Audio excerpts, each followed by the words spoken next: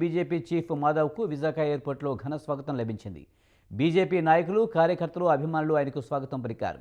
అనంతరం విశాఖ ఎయిర్పోర్ట్ నుంచి రోడ్డు మార్గంలో ర్యాలీగా వెళ్లారు. తన తల్లిదండ్రులు ఆశీస్సులతో ఒక ఉన్నతమైన పదవి చేపట్టడం చాలా సంతోషంగా ఉందని మాధవ్ చెప్పారు.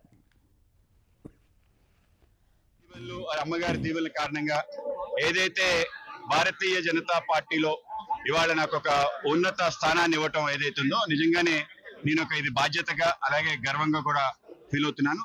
ఈరోజు దేశంలోనే భారతీయ జనతా పార్టీ ఒక అగ్రగామి పార్టీగా దేశవ్యాప్తంగా ఒక అద్భుత ప్రభుత్వాన్ని నడిపిస్తుంది. ఇంత గొప్ప పార్టీ అంటే ఒక సిద్ధాంత ఆధారంగా ఈ దేశాన్ని నిర్మించాలని చెప్పి, ఒక దేశభక్త యువతని తయారు చేయాలని చెప్పి, ఆ విధంగానే దేశ నిర్మాణం కోసం ఇవాళ అనేక పనులు చేస్తుంది. ఆ తరుణంలో నేను అధ్యక్ష అవటం నా అదృష్టంగా భావిస్తున్నాను. విశాఖపట్నం వాసిగా ఉత్తరాంధ్ర సంబంధించిన ఒక గతంలో నేను మాజీ ఎమ్మెల్సీగా పనిచేయడం జరిగింది.